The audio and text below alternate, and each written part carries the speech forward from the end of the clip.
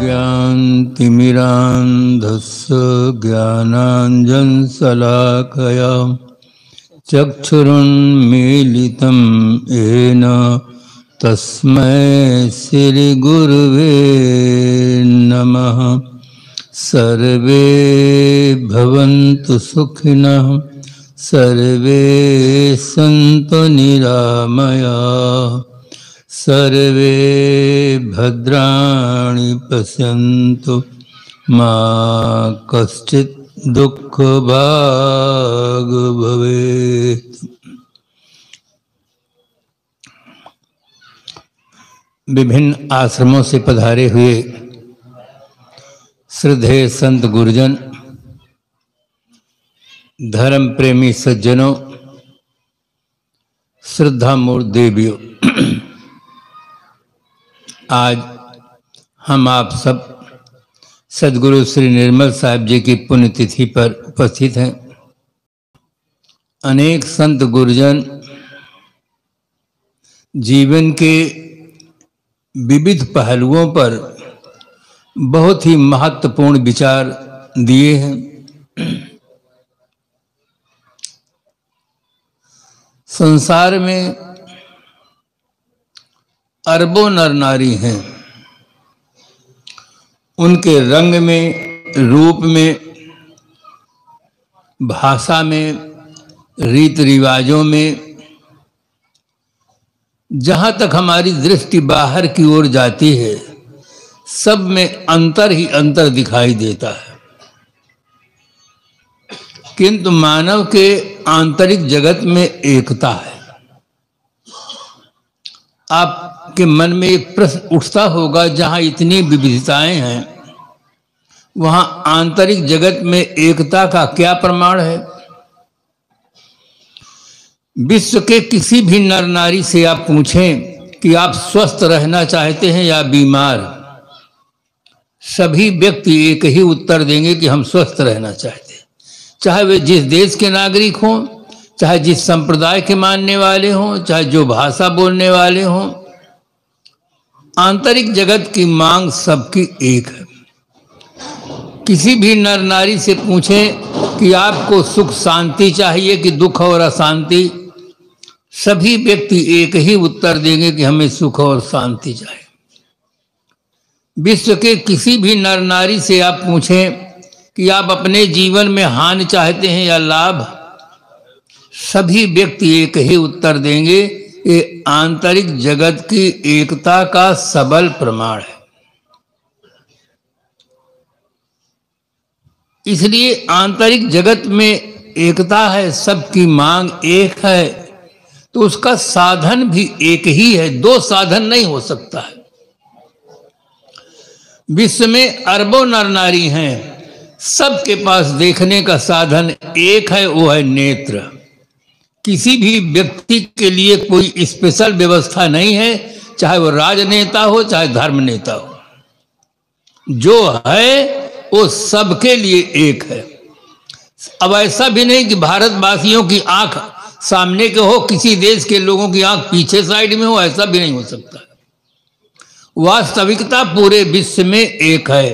किसी भी देश का मुर्दा कुछ काम नहीं करता है, सब जिंदा ही काम करता है, चाहे आदमी हो चाहे जानवर हो।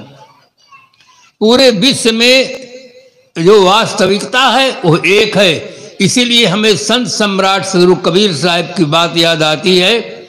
उन्होंने कहा, मानुष तेरा गुण बड़ा। मनुष्य के अंदर जो श्रेष्ठ तत्व है वह है सद्गुण। सद्गुणों के नाते मनुष्य महान है।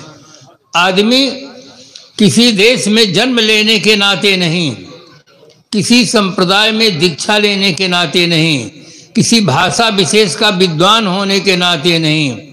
अगर मनुष्य के महानता का मानदंड है तो मानवता है, इंसानियत है, सद्गुण है। आदमीयत है तो बुनियाद है हर खूबी की। हो नहीं भी तो फिर धरा क्या हिंसा के पास। अगर आदमी के पास आदमियत न हो, इंसान के पास इंसानियत न हो, तो आदमी के पास और क्या रखा है। शरीर का तो कोई इस प्रकार से लाभ नहीं है। हड्डी है, चाम है, मांस है, ये सारहीन है। इनका कोई गहना भी नहीं बनता, बाजा भी नहीं बनता, कुछ काम में भी नहीं आता है। या तो लोग जला देते हैं, या दफना देते हैं, या पानी में छोड़ देते हैं। अगर उसके अंदर कोई महत्वपूर्ण तत्व है तो वो सद्गुण है। आज बंधुओं, इसकी बहुत बड़ी आवश्यकता है। संत सम्राट सद्गुरु कबीर साहब की वाणी एक ऐसी वाणी है जो समग्र मानव जात के लिए है। कबीर साहब का बीजक केवल कबीर पंथियों के लिए नहीं है, विश्व के समस्त मानव जात के नर नारियों के लिए। हमारे जीवन की समस्याओं का उसमें समाधान है। हम ठीक से वैज्ञानिक ढंग से चिंतन करें तो बीजक हमारी समस्याओं का समाधान देता है। जो समस्याएं हैं उसका समाधान स्वस्थ रूप में देता है। छोटा सा सूत्र है, जिस समस्या के नाते राजनेता लोग चिंतित हैं, प्रशासन रात दिन परेशान है, देश में विश्व में समस्याओं का अंबार लगा हुआ है, चारों तरफ हाहाकार मचा हुआ है। उन समस्याओं का समाधान संत सम्राट सद्गुरु कबीर साहब ने बीजक में एक छोटे से सूत्र में दिया है। आपके मन में जिज्ञासा होती है वो सूत्र क्या है? उन्होंने बहुत साफ शब्दों में कहा, जो रहे करवा सो निकरे टोटी। कितना छोटा सा सूत्र है। जो करवा में होता है वही टोटी से निकलता है। एक लोटा होता है टोटी वाला, करवा में जो भरा होता है वही टोटी से निकलता है। करवा में आप पानी भर दें तो टोटी से पानी निकलेगा, करवा में दूध भर दें तो टोटी से दूध निकलेगा, करवा में घी भर दें तो टोटी से घी निकलेगा। ऐसा नहीं है कि करवा में पानी भर दो टोटी से घी निकले, ऐसा नहीं हो सकता है। जो करवा में होगा वही टोटी से निकलेगा। करवा क्या है? आदमी का दिमाग एक करवा है, टोटी है इंद्रियां, इंद्रियां टोटी हैं। आदमी के दिमाग में जैसे विचार होते हैं वैसे ही इंद्रियों से कर्म होते हैं। कितना सरल समाधान दिया। अगर हम कर्म में परिवर्तन करना चाहते हैं, टोटी में परिवर्तन करना चाहते हैं, तो पहले करवा में वो भरें। करवा में अच्छे विचार होंगे तब टोटी से इंद्रियों से अच्छे कर्म होंगे। जब तक आदमी की मानसिक स्थिति अच्छी नहीं होगी तब तक आदमी की नैतिक स्थिति अच्छी नहीं हो सकती है। सरकार कानून बना करके व्यक्ति को फांसी पर लटका सकती है, किंतु उसके विचारों को बदल नहीं सकती है। आप व्यवहारिक जीवन में देखते हैं कितनी बार चोर लोग चोरी करने जाते हैं, जेल के अंदर बंद हो जाते हैं, वहां भी प्रतिज्ञा करते हैं कि जैसे छूटेंगे तो जिसने हमारे साथ ऐसा किया है उसको खत्म करेंगे। जेल में बंद है तो भी उनके विचारों में परिवर्तन नहीं होता है। फांसी पर लटका देते हैं, मर सकते हैं, किंतु उनके विचार नहीं बदल सकते। विचार बदलते कहां से? विचार बदलते हैं कि बंधुओं केवल सत्संग से। बात में बड़ी विलक्षण शक्ति होती है। आज आदमी केवल आर्थिक स्थिति को ठीक करने के लिए सुबह से शाम तक देर रात तक प्रयास करता है, किंतु अपनी मानसिक स्थिति को ठीक रखने का प्रयास नहीं करता है। ये उसकी बहुत बड़ी भूल हो रही है। आज आदमी अच्छा भोजन, अच्छा कपड़ा, अच्छा मकान, अच्छी गाड़ी आदि सब कुछ अच्छा ही चाहता है और प्रयास करता है। अच्छा अच्छा सब चाहता है, पर जीवन भर को अच्छा बनाने का प्रयास नहीं करता है। ये उसकी बहुत बड़ी भूल हो रही है। ये भूल एक दो आदमी नहीं कर रहा है, लाखों करोड़ों नहीं अरबों नर नारी ये भूल कर रहे हैं। सब कुछ अच्छा अच्छा चाहते हैं, जीवन भर को अच्छा बनाना नहीं चाहते। बंधुओं, जब तक जीवन अच्छा नहीं बनेगा तब तक आदमी को सुख शांति गूलर का फूल रहेगी। इसीलिए संत सम्राट सद्गुरु कबीर साहब ने कहा है, अच्छा जन्म बनाओ, अपने जीवन को अच्छा बनाओ। आपके अंदर वो पावर है, आपके अंदर वो शक्ति है। वो शक्ति का उद्घाटन सद्गुरु और संत करते हैं। वो शक्ति प्राप्त करें। कर बहिया बल आपनी, छाण वीरानी आस, जाके आंगन नदिया बहे सो कस मरे। अपने बाहुबल का भरोसा रखो, पुरुषार्थ करो, आलसी आदमी कभी भी किसी क्षेत्र में कोई विकास का काम नहीं कर सकता। हर आदमी को कर्मठ होना चाहिए, जीवन गुजर के लिए नीति पूर्वक धन कमाना चाहिए, सम्मान पूर्वक सुखी जीवन जीने के लिए जीवन को निर्विकार बनाकर आत्मस्थ रहना चाहिए। दोनों चीजों की आवश्यकता है। जीवन में भौतिक विकास भी चाहिए और अपना विकास भी चाहिए। आज आदमी भौतिक विकास बहुत किया है, भौतिक विकास बहुत ज्यादा किया है। इसमें आदमी रात दिन परिश्रम किया है, उसे सफलता मिली है। इतना ज्यादा विकास किया है भौतिक विकास कि एक बार दांतों तले अंगुली आदमी दबाता है जब विकास को देखता है, सोचता है। आज के 50 साल पहले अगर कोई व्यक्ति ये कहता कि आपके हाथ में एक छोटा सा साधन रहेगा, बंबई, कलकत्ता, दिल्ली में रहने वाले अपने लोगों से बात कर सकेंगे, तो लोग कहते पागल हो गए हो क्या? कहाँ बंबई, कहाँ कलकत्ता, कहाँ दिल्ली, कैसे छोटा सा साधन लेके कैसे बात कर सकेंगे? और आज मोबाइल में नंबर मिलाइए, तुरंत खटाखट बात करिए और सामने व्यक्ति का फोटो भी देखिए, हंस रहा है, कैसे कपड़ा पहन रहा है, सब देखिए। कितनी दूरी है, कितना आदमी विकास किया। किंतु आदमी विकास तो किया है, बाहर से संपन्न है, भीतर से दुखी है। बाहर से संपन्न है, भीतर से दुखी है। क्यों दुखी है, क्या कारण है? एक शायर ने 2 लाइन में इतना अच्छा कहा है, बहुत साफ साफ उत्तर दिया है। उसने कहा है, आज आदमी के पास TV set, sofa set, dinner set, golden set, diamond set, सब सेट है, केवल माइंड अपसेट है। उसके पास सब सेट है, केवल माइंड अपसेट है, इसलिए दुखी है। बंधुओं, जब तक आदमी का माइंड सेट नहीं होगा तब तक आदमी सुखी जीवन नहीं जी सकता, कोई उपाय नहीं। अमेरिका का एक व्यक्ति था, उसका नाम था एंड्रो कार्नेगी। उसके पास 10 अरब डॉलर नगद रुपया था। विश्व का उस जमाने में सबसे बड़ा धनवान आदमी था। शरीर छूटने का समय आया, मित्रों ने पूछा कि आप दुनिया के सबसे बड़े धनवान आदमी हैं, संसार से विदा होने का समय आ गया है, संसार से संतुष्ट होकर, प्रसन्न होकर आप जा रहे हैं। तब उसने कहा, चलते समय मेरा दिल क्यों दुखाते हो? मेरे समान दुनिया में कोई दुखी आदमी नहीं है। लोगों को बड़ा आश्चर्य हुआ कि संसार का सबसे बड़ा धनवान आदमी अब आज अंतिम क्षण में कह रहा कि मेरे समान दुनिया में कोई दुखी आदमी नहीं। तब उन्होंने पूछा, इसका राज खोलिए, आपको क्या नहीं मिला है, आप क्या नहीं कर पाए हैं, इसका राज खोलिए। क्या हम यही संदेश देंगे कि दुनिया का सबसे बड़ा धनवान आदमी दुनिया का सबसे बड़ा दुखी आदमी था? इसका राज खोलिए। तब उसने कहा कि मैंने सोचा था कि जीवन के अंतिम क्षण तक में 100 अरब डॉलर रुपया कमाऊंगा, जिसमें 10 अरब डॉलर रुपया कमाया, 90 अरब डॉलर घाटे से मैं मर रहा हूं। और जिस आदमी को 90 अरब डॉलर घाटा महसूस होगा, सचमुच वो दुनिया का सबसे बड़ा दुखी आदमी होगा ही।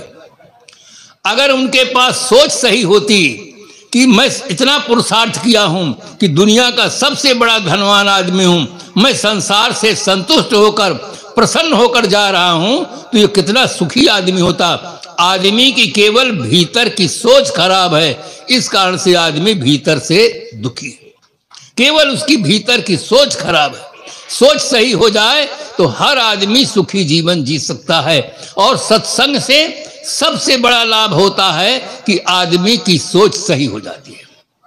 सोच सही होती है बात से। बात अगर ठिकाने पर लग जाए तो आदमी की सोच सही हो जाती है। ये घड़ी है, चलती बहुत तेजी से है। और सोच सही कि मैं एक छोटा सा उदाहरण दूं। एक परिवार था, सास और बहू थी। सास पुराने जमाने की थी, बिल्कुल पैसेंजर गाड़ी। अब बहू रानी सुपर फास्ट थी। दोनों के विचारों में तालमेल नहीं था। जहां कहीं भी आप संघर्ष देखते हैं, चाहे राजनीति हो, चाहे धर्मनीति हो, सब जगह विचारों का ही संघर्ष है। यही संघर्ष बाहर जन्म देता है संघर्ष का। सास और बहू में थोड़ा सा तालमेल नहीं बैठता था। कुछ समय के बाद बहू रानी को एक बेटा हुआ। वो तेल लगाकर माताएं गाल में काला काला लगा देती हैं कि किसी की मेरे लाल की नजर न लगे। ऐसा अंधविश्वास का इतना बड़ा प्रभाव पड़ा कि आज हमारे किसान भाई मिर्चा की खेत में काली हंडी बांधने लगे कि किसी की नजर न लगे। मैं हरियाणा में था, वहाँ एक अच्छा मकान था, खड़ा होकर देख रहा था। सुबह घूमने निकला था, मकान मालिक नीचे उतर आया। मैंने पूछा, बाबा ये ऊपर क्या रखे हो? कहा, महाराज इस क्षेत्र में ये सबसे बढ़िया मकान है, किसी की नजर न लगे इसलिए काली हंडी बांध के रखा। कितना बड़ा अंधविश्वास है। ओ माँ, बच्चे की माँ बच्चे को आंगन में लिटा देती है, अंदर काम करने चली जाती है। सास बाहर गई थी, जैसे अंदर प्रवेश करती है, बच्चा हाथ पैर पटक रहा था, छोटा सा नन्हा मुन्ना बच्चा था, हाथ पैर पटक रहा था, मुस्कुरा रहा था।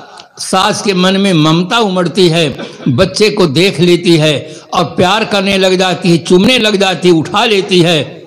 इतने में बच्चे की माँ जो बहू रानी थी वो अंदर से आकर देख लेती है कि मुझसे विरोध रखती है, कटी कटी सी रहती है और मेरे बच्चे को उठा के चूमती है, प्यार करती है। जोश में आ जाती है। जो आदमी जोश में होता वो होश खो देता। जवानी में जोश होता है, इसीलिए भक्ति धर्म में लोग नहीं लगते हैं। उनको होश नहीं है कि एक दिन हमें विदा भी होना होगा। ये होश नहीं है। वृद्ध अवस्था में होश तो होता है कि आंखें मूंदते ही सब छूट जाने वाला है, तो हुआ है, पर जोश नहीं है, शरीर में ताकत नहीं है। दोनों होना चाहिए, जोश और होश दोनों रहे तो काम बनता है।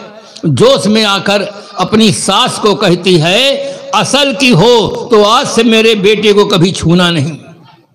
बंधुओं, बहुत बड़ी बात कह देती है। सास को कहती है, सास माँ के समान आदरणीय होती है।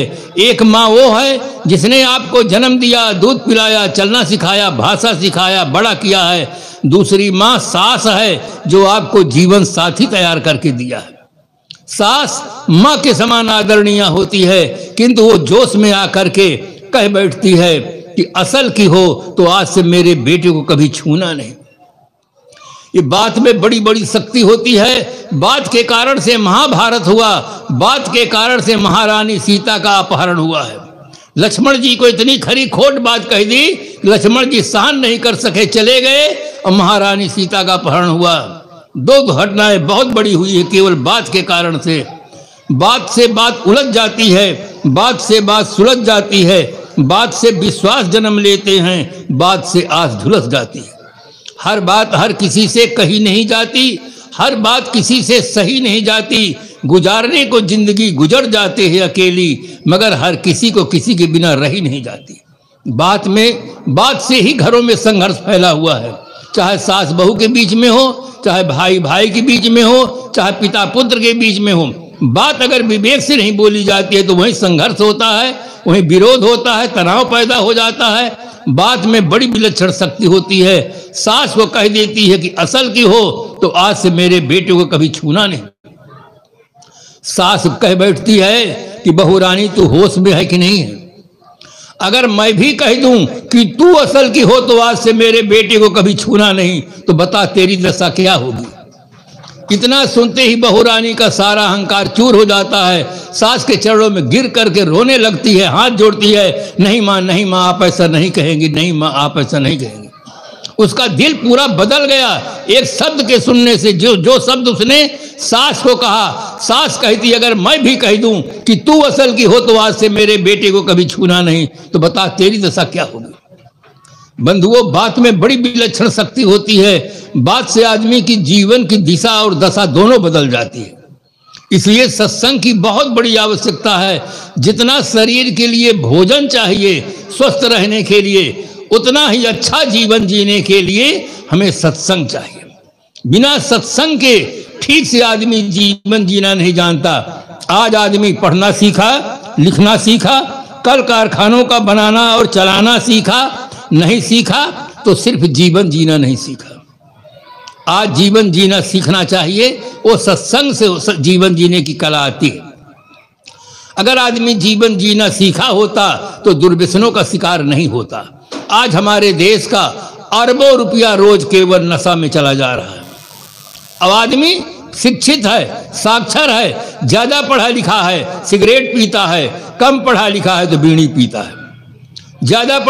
कम पढ़ा लिखा है तो चाय पीता है, और ज्यादा पढ़ा लिखा है तो ब्रांडी पीता है।